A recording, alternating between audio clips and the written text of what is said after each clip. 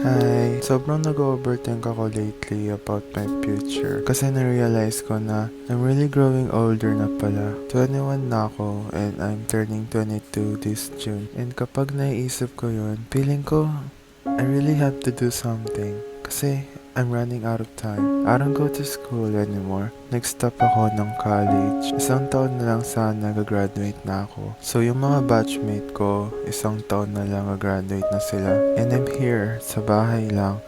Nanonood ng movies, series, nag-scroll sa social media, makain, natutulog, gigising. Paulit-ulit lang. It feels like I'm stuck. Natatakot ako kasi feeling ko wala pa akong masyadong accomplishment sa life ko. And I feel pressured kasi I feel like everyone is carrying all their life together. And here I am. I still feel like a childish. But it's okay. It's okay to wish you could achieve more in life. It's okay to feel a little left behind too. Kasi we all know na everyone has their own path and paces.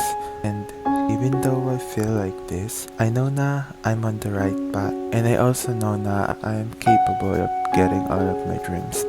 It's okay to wait. And it's okay to have fun while waiting. To enjoy every moment. And to be fully in the place you are in.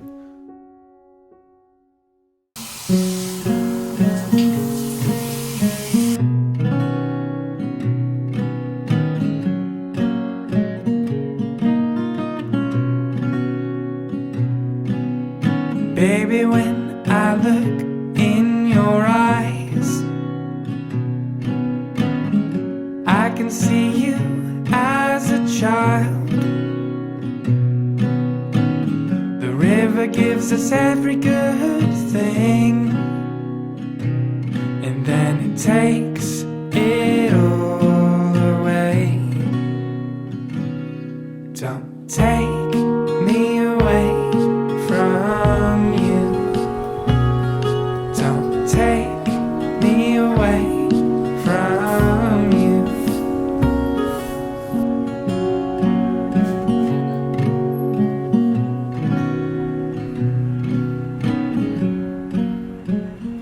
Okay lang naman maging malungkot. Kaso, huwag mong piliin malungkot sa bahay. Piliin mong malungkot sa beach! When I was a little boy, Guys, super ganda! Oh my goodness! Akala ko the shape hindi pala. you would all say. Sobrang init. Pero, okay lang. Kasi, kahit nakakapangit yung araw, parang kailangan pa rin talaga natin ng vitamin D. Kasi, I really believe na nakaka-cure siya ng depression and sadness. Gusto ko pumunta doon sa dulo kaso hindi ko alam kung allowed ba doon or hindi. Hello, natakot ako. Pero kaya ko to. Kaya ko yan. Ako pa ba? Aray! Look! Sana pwede dito. Sana hindi ako sawayin. Ituhan na ako. Bawal nga dito. So, here na lang ako mag-stay. Natatakot ako kasi baka umitim ako ng sobra. Pero, okay lang. Kasi, feeling ko kailangan ko ng vitamin D para ma-cure yung depression ko. So, now, to try kong gumawa ng art.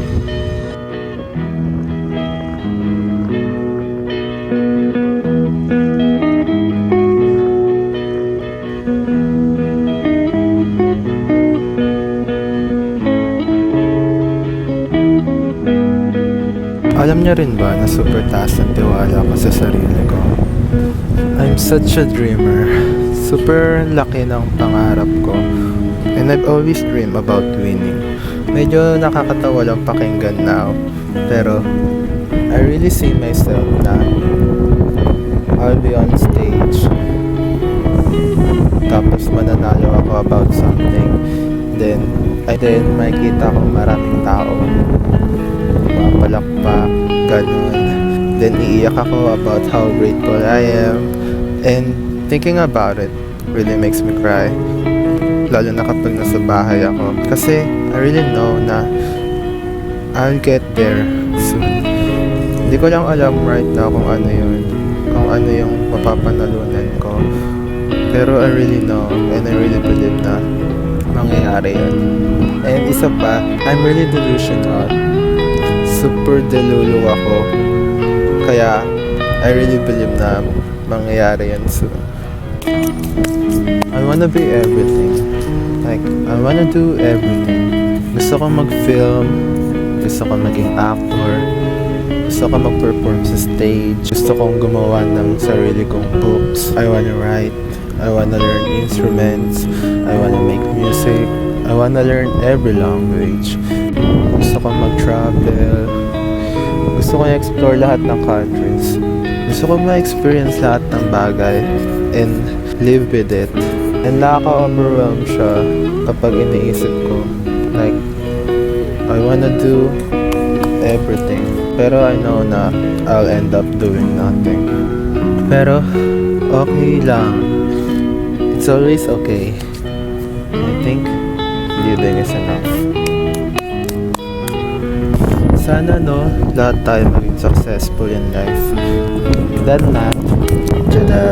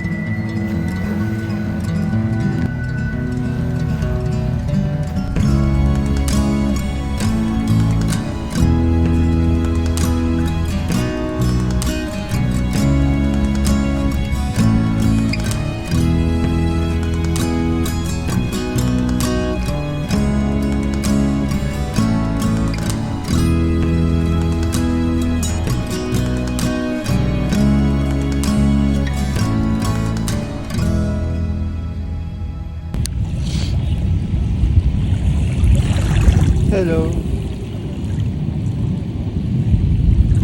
Super nachichill ako kapag pinapakinggan ko yung waves. Ay, isa din pala yun. Minsan, kapag natutulog ako, nakikinig ako ng meditation music sa YouTube. Then, isa sa pinapakinggan ko yung waves. Tapos, may instrument siyang kasama. Isa din yung bonfire. Ayun, so right now, super blessing marinig ng waves sa personal.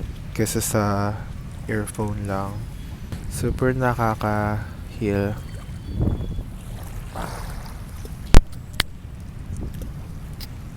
Ay, pakita ko sa inyo.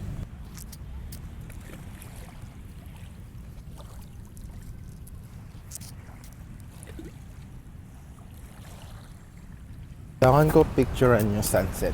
So, pipicturean ko.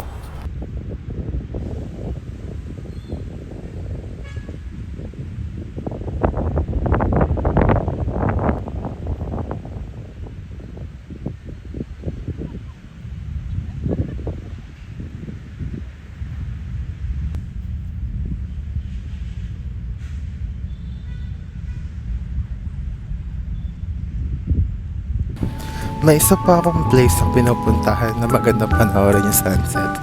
Sana may sunset pa doon. Tatakbo na ako. Tatakbo. Sana maabutan ko. Ang daming tao. Oh my goodness.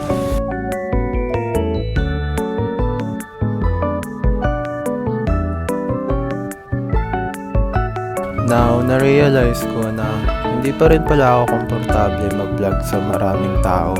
Kasi kung mag-isa lang ako, for sure na mumbling-tumbling na ako dun sa gitna ng park. Pero maraming tao kaya upo na lang ako. Ay waffle pala ako here. Hehehehe.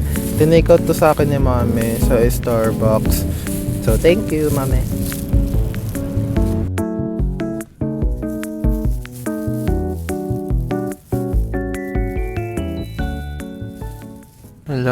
Ang ganda ng moon, guys. Super cool. Look. Wow. Look, ang ganda din ng star here. Kaya super ganda humiga dito kasi kitang-kita mo yung universe. Universe. Super love ko tong place kasi sobrang mahilig ako sa maluluwag na lugar. Kasi feeling ko nakakahinga ako. Parang ang daling-daling huminga. Tapos, malalayo yung tao. Kumbaga hindi dikit-dikit. So makikita ko sila kung papalapit sila ganon or hindi. So, free akong gawin yung gusto kong gawin, ganon. Tapos, super love na love ko tong place na to kasi lagi ako humihiga dito. Tapos nanonood ako ng stars. Tapos super hangin din kasi dito and medyo malamig siya. Kaya isa to sa comfort place ko.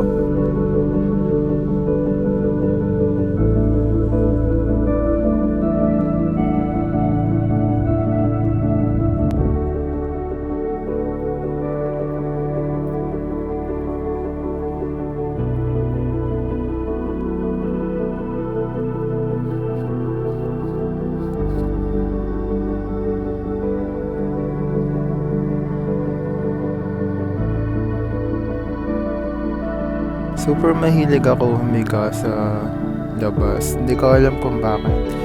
Pero ang comforting kasi sa feeling kapag humihiga ka. Lalo na sa mga gantong lugar. Like, maluwag. Tapos, konti lang yung tao. Tapos, mahangin. Hindi mo iisipin kung anong iisipin ng mga tao. Ganon. Kaya minsan try nyo din. Kasi talagang nakaka-heal shock. Pero if ever man natatry nyo, pumunta kayo here sa Luneta. Tawid lang to ng Luneta itong place na to eh. Kasi dito, super onti lang yung tao. Tapos, may ilaw din, di nakakatakot. Then, super luwag dito. Kaya, makakahanap ka ng spot mo like me.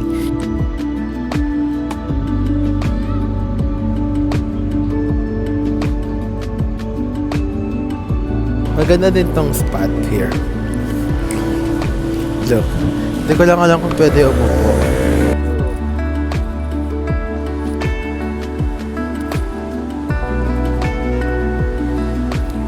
Wow, isa na to sa best spot ko. Ay!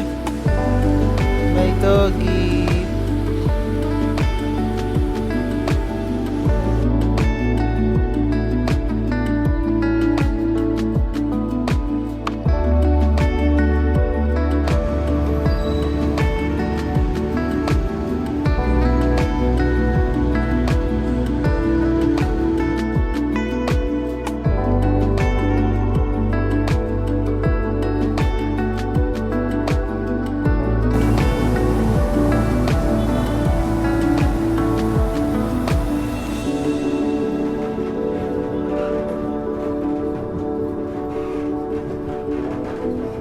I'm going home na.